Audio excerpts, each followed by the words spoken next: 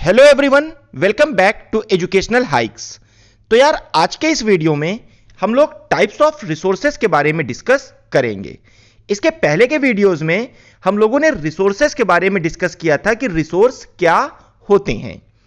अब आज का इस वीडियो में हम लोग जो अलग अलग टाइप्स होते हैं रिसोर्सेज के उसके बारे में डिस्कस करेंगे और समझेंगे कि रिसोर्सेज के कितने टाइप्स होते हैं। आपकी इस क्लास 8 की जियोग्राफी टेक्स्ट बुक में हम लोग टाइप्स ऑफ रिसोर्सेज में टोटल 3 टाइप्स के बारे में डिस्कस करेंगे, जिसमें पहला होगा नेचुरल रिसोर्स, दूसरा होगा human made resources and last होगा ह्यूमन रिसोर्स। तो चलिए अपने इस टॉपिक को स्टार्ट करते हैं। बस आपसे एक ही रिक्वेस्ट है कि वीडियो को अंत तक देखिएगा, पसंद आएगा तो लाइक करिएगा और अपने फ्रेंड्स के साथ शेयर जरूर करिएगा। और जो भी लोग पहली बार इस YouTube प्लेटफॉर्म एजुकेशनल हाइक्स पे विजिट कर रहे हैं वो इसको सब्सक्राइब जरूर करेंगे, साथ ही बेल आइकन भी प्रेस करेंगे ताकि जैसे ही कोई नया वीडियो अपलोड हो तो उसकी नोटिफिकेशन आपको तुरंत मिले। So types of resources. Resources are generally classified into natural, human made and human. So resources जो होते हैं इनको जनरली 3 टाइप्स में क्लासिफाई किया जाता है, जिसमें पहला होता है नेचुरल रिसोर्सेज। नेचुरल रिसोर्सेज क्या होते हैं? जो हमको नेचर प्रोवाइड करता है। दूसरा होता है human made resources. Human made resources क्या होते हैं? ये वो रिसोर्सेज होते हैं जो इंसानों द्वारा बनाए जाते हैं। और तीसरा रिसोर्स होता है ह्यूमन रिसोर्स, जो हम लोग खुद हैं। सो नेचुरल रिसोर्स के भी कुछ टाइप्स होते हैं, लेकिन ह्यूमन मेड रिसोर्स और ह्यूमन रिसोर्सेज के कुछ टाइप्स नहीं होते हैं। तो हम इन सब चीजों को चल रहे हैं यहां पे स्टार्ट करने। So what are natural resources? सबसे पहले आपको समझना है कि डिफिनीशन, कि नेचुरल रिसोर्सेज की डिफिनीशन क्या होती है। So resources that are drawn from nature and used without much modification are called natural resources. तो नेचुरल रिसोर्स क्या होते हैं? नेचुरल रिसोर्स वो रिसोर्स होते हैं जो हमको नेचर से मिलते हैं और इन रिसोर्सेज को हम बिना ज्यादा मॉडिफिकेशन के यूज करते हैं। फॉर एग्जाम्पल, आप लोगों ने सनलाइट को देखा होगा। सनलाइट हमको कौन प्रोवाइड करता है? सनलाइट हमको प्रोवाइड करता है नेचर। और क्या हम उस सनलाइट में कोई मॉडिफिकेशन या कोई चेंज करते हैं? नहीं। सो नेचुरल रिसोर्स वो रिसोर्स होते हैं जो हमको नेचर प्रोवाइड करे और उनमें हम ज्यादा परिवर्तन किए बिना हम उनको डायरेक्टली यूज कर लें। ऐसे रिसोर्सेज कहलाते हैं natural resources. So I think definition तो आपको क्लियर हो ही गई होगी। So the air we breathe, the water in our rivers and lakes, the soils, minerals are all natural resource। जो हवा हम सांस लेते हैं, जो हमारी नदियों और झीलों में पानी पाया जाता है, जो मिट्टी होती है, जो मिनरल्स होते हैं, ये सब क्या है? नेचुरल रिसोर्सेज है। नेचुरल रिसोर्सेज क्यों है? क्योंकि चाहे एयर हो, चाहे वाटर हो, चाहे सॉइल हो या मिनरल हो, ये सभी चीजें हमको प्रोवाइड कौन करता है? ये सभी चीजें हमको प्रोवाइड करती है नेचर। और जो भी नेचर हमको प्रोवाइड करता है वो क्या होता है? Natural resource. Many of these resources are free gifts of nature and can be used directly.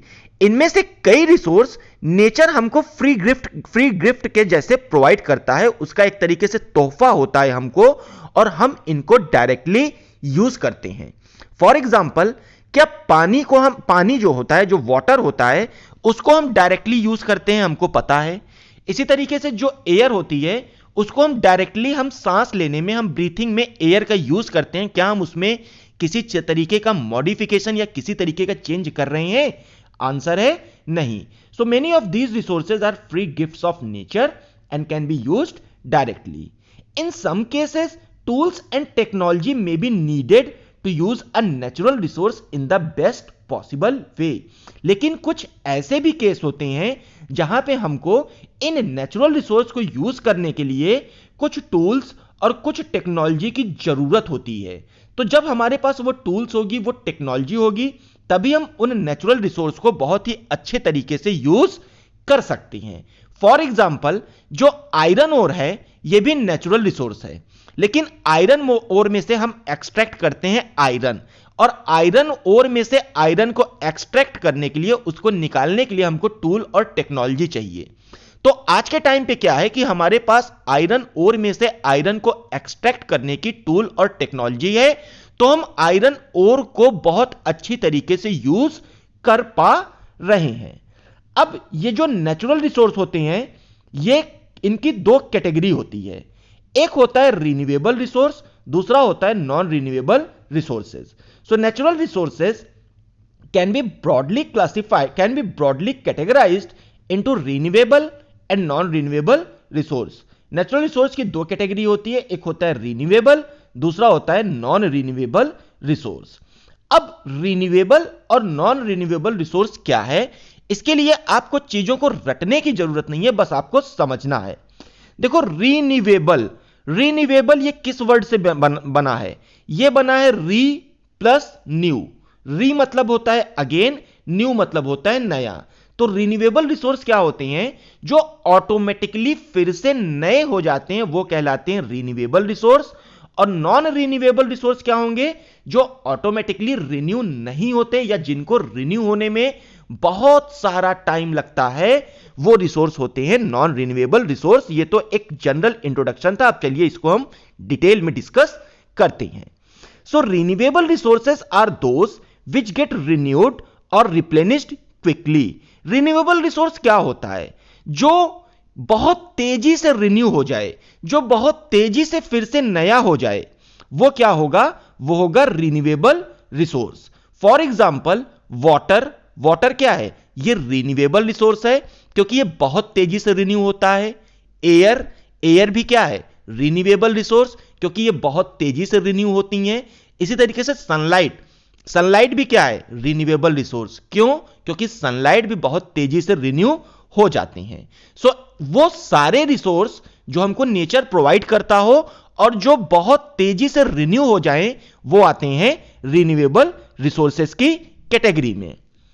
Some of these are unlimited and are not affected by human activities such as solar and wind energy. अब ये जो renewable resource होते हैं, इनमें से कुछ ऐसे renewable resource होते हैं जो अनलिमिटेड हैं, जिनकी हमारे नेचर में कोई सीमा ही नहीं है। और ये जो रिन्यूएबल रिसोर्स होते हैं, ऐसे रिन्यूएबल रिसोर्स जो अनलिमिटेड हैं, ये ह्यूमन एक्टिविटीज से भी प्रभावित नहीं होते हैं।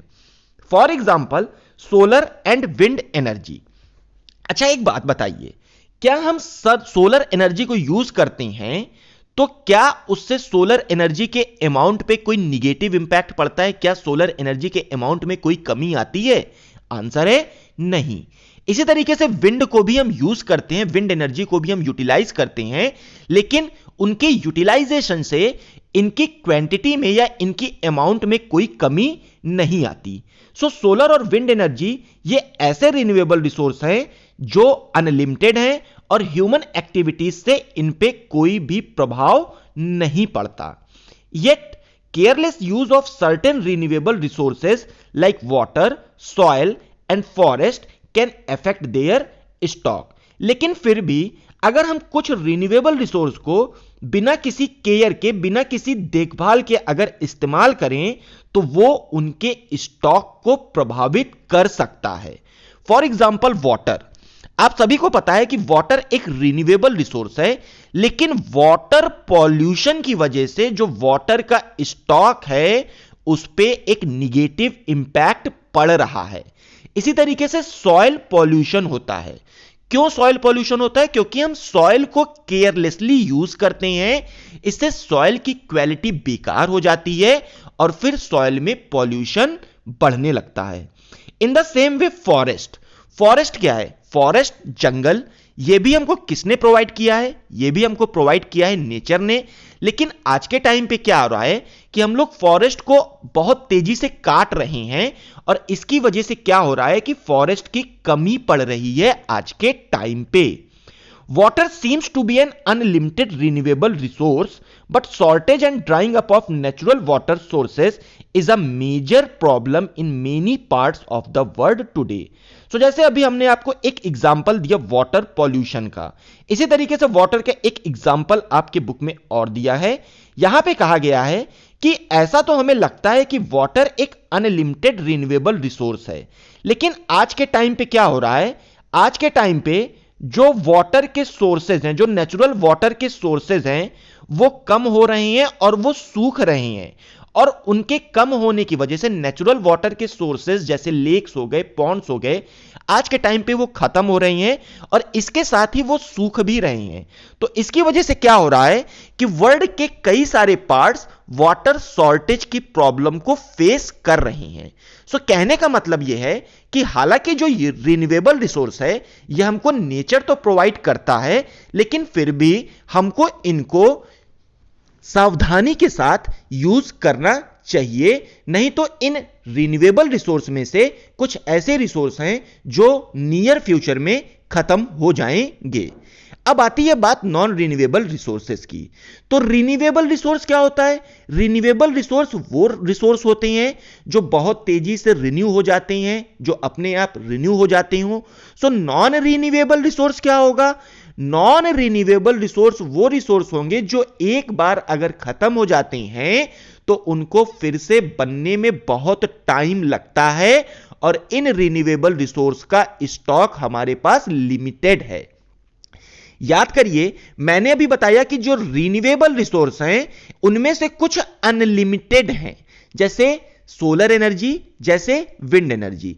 लेकिन वहीं जब हम नॉन रिन्यूएबल रिसोर्स की बात करते हैं तो सारे नॉन रिन्यूएबल रिसोर्सेज का स्टॉक लिमिटेड है, मतलब वो एक लिमिटेड क्वांटिटी में ही हमारे एनवायरनमेंट में, हमारे एटमॉस्फेयर, हमारे अर्थ पे पाए जाते हैं।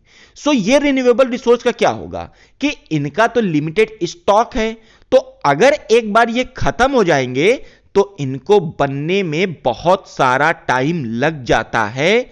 सो once the stocks are exhausted it may take thousands of years to be renewed और रिप्लेनिश्ड। अब इन रिन्यूएबल रिसोर्स में क्या होता है कि अगर एक बार इनका स्टॉक खत्म हो गया तो इनको फिर से बनने में या फिर से रिन्यू होने में हजारों साल लग जाती हैं। सो सोचिए कि अगर रिन्यूएबल रिसोर्स एक बार खत्म हो जाए और फिर उनको बनने में हजारों साल लग जाएंगे तो क्या हम उन रिन्यूएबल रिसोर्स का फायदा उठा पाएंगे? आंसर है नहीं। Since this time period is much more than human life spans. अब ये हजारों साल का जो टाइम पीरियड होता है ये ह्यूमन लाइफ मतलब जो इंसानों का जीवन होता है उससे बहुत ज्यादा होता है। इस वजह से ऐसे रिसोर्सेस को नॉन रिन्यूएबल रिसोर्स माना जाता है। सो रिन्यूएबल रिसोर्स और नॉन रिन्यूएबल रिसोर्स के बीच में एक बेसिक डिफरेंस ये है कि रिन्यूएबल रिसोर्स हमेशा रिन्यू होते रहते हैं, लेकिन नॉन रिन्यूएबल रिसोर्स एक बार खत्म हो गए तो फिर से उनको बनने में हजारों साल लग जाते हैं। और ये जो हजारों साल का टाइम पीरियड होता है ये ह्यूमन लाइफ स्पैन से, ये लोगों के जीवन से काफी ज्यादा होता है। इस वजह से इनको नॉन रिन्यूएबल रिसोर्स कहा जाता है। सो नॉन रिन्यूएबल रिसोर्स के अगर एग्जाम्पल की बात की जाए तो इसमें आएगा कोल, पेट्रोलियम एंड नेचुरल गैस। सो कोयला हो गया, पेट्रोल हो गया या नेचुरल गैस हो गया, ये सब क्या हैं? ये है रिन्यूएबल रिसोर्स। रिन्यूएबल रिसोर्स क्यों है? क्योंकि अगर ये एक बार खत्म हो गए तो फिर से इनको बनने में हजारों साल लग जाएंगे। The distribution of natural resources depends upon number of physical factors like terrain, climate and altitude। अब ये जो नेचुरल रिसोर्सेज होते हैं इनका डिस्ट्रीब्यूशन कई सारे फिजिकल फैक्टर्स पे डिपेंड करता है, जैसे टेरेन। टेरेन मतलब क्या होता है? टेरेन जैसे मतलब कोई प्लेस पहाड़ों पे पाया जाएगा, कोई प्लेस प्लेन पे पाया जाएगा। सो पहाड़ पे या माउंटेन्स पे अलग टाइप के नेचुरल रिसोर्स पाए जाएंगे, प्लेन पे अलग टाइप के नेचुरल रिसोर्स पाए जाएंगे। सो एक फिजिकल फैक्टर जो नेचुरल रिसोर्स के डिस्ट्रीब्यूशन को कंट्रोल करता है वो होता है टेरेन। दूसरा होता है क्लाइमेट। क्लाइमेट भी नेचुरल रिसोर्स के डिस्ट्रीब्यूशन को डिसाइड करता है। और थर्ड होता है एल्टीट्यूड। एल्टीट्यूड मतलब क्या होता है? अर्थ के सरफेस से जब आप ऊपर जाएंगे तो इसको कहते हैं altitude. Height of a place from surface of earth is called altitude. Natural resource earth के सरफेस के पास ज्यादा पाए जाएंगे, लेकिन जैसे जैसे आप हाइट पे चढ़ते जाएंगे, जैसे जैसे आप ऊपर जाते जाएंगे, वैसे वैसे नेचुरल रिसोर्सेज की कमी आने लगती है। अब ये जो डिस्ट्रीब्यूशन होता है नेचुरल रिसोर्सेज का ये अनइक्वल है। मतलब जो नेचुरल रिसोर्सेज हैं वो पूरे वर्ल्ड में इक्वली डिस्ट्रीब्यूटेड नहीं है। क्यों इक्वली डिस्ट्रीब्यूटेड नहीं है? So the distribution of resources is unequal because these factors differ so much over the earth.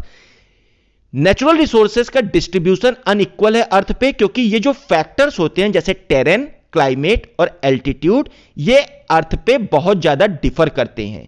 कहीं पे टेरेन अलग होगा तो वहां पे अलग नेचुरल रिसोर्स पाया जाएगा, कहीं पे क्लाइमेट अलग होगा तो वहां पे अलग नेचुरल रिसोर्स पाई जाएगा, कहीं पे एल्टीट्यूड अलग होगा तो वहां पे अलग टाइप की नेचुरल रिसोर्स पाए जाते हैं। सो आई थिंक यहां तक आपको क्लियर हो गया होगा। ये पैराग्राफ जो लास्ट वाला है इसको आप जरूर याद रखिएगा, क्योंकि यहां से 1 मार्क 2 मार्क्स के क्वेश्चन एग्जाम में हमेशा पूछे जाते रहते हैं। और क्वेश्चन पूछता है कि what are the physical factors that determine distribution of natural resource. So उसका आंसर होगा टेरेन, क्लाइमेट एंड एल्टीट्यूड। अब टेरेन, क्लाइमेट और एल्टीट्यूड अर्थ के सरफेस पे अलग अलग पार्ट्स पे अलग अलग पाए जाते हैं, इसी वजह से नेचुरल रिसोर्स का डिस्ट्रीब्यूशन भी अर्थ पे इक्वली डिस्ट्रीब्यूटेड नहीं है। सो ये तो हो गया नेचुरल रिसोर्स की बात। यहां पे हम लोगों ने देखा कि जो नेचुरल रिसोर्स होते हैं वो क्या होते हैं, जो हमको नेचर से मिलते हैं। नेचुरल रिसोर्स 2 टाइप के होते हैं, एक होता है रिन्यूएबल, दूसरा होता है non renewable. Renewable natural resource वो होता है जो ऑटोमेटिकली रिन्यू हो जाते हैं। नॉन रिन्यूएबल नेचुरल रिसोर्स वो होता है जो एक बार खत्म होता है तो उनको बनने में फिर से हजारों साल लग जाते हैं। अब सेकेंड रिसोर्स है ह्यूमन मेड रिसोर्स। अब ये ह्यूमन मेड रिसोर्स क्या होता है? ये वो रिसोर्स होते हैं जो इंसानों द्वारा, जो ह्यूमंस द्वारा बनाए जाते हो। So sometimes natural substances becomes resources only when their original form has been changed। कभी कभी क्या होता है कि नेचुरल सब्सटेंस ये रिसोर्स तभी बनते हैं जब उनके ओरिजिनल फॉर्म को चेंज कर दिया जाता है। अब सवाल उठता है, आप सोच रहे होंगे कि नेचुरल रिसोर्सेस को ओरिजिनल फॉर्म को चेंज कैसे किया जाता है, तो चलिए इसको समझते हैं। Iron ore was not a resource until people learned to extract iron from it। आयरन ओर यह तब तक रिसोर्स नहीं था जब तक लोगों को इस बात की नॉलेज नहीं होती थी कि आयरन ओर में से आयरन को कैसे निकाला जाता है। सो देखिए, आयरन ओर बहुत टाइम से पाया जा रहा था, लेकिन लोगों के पास नॉलेज ही नहीं थी कि आयरन ओर में से आयरन को कैसे एक्सट्रैक्ट किया जाए या निकाला जाए। लेकिन जब हमारे पास टेक्नोलॉजी आ गई, जब हमारे पास नॉलेज आ गई आयरन ओर से आयरन को एक्सट्रैक्ट करने का, तो आयरन ओर क्या बन गया, यह भी हमारे लिए एक रिसोर्स बन गया।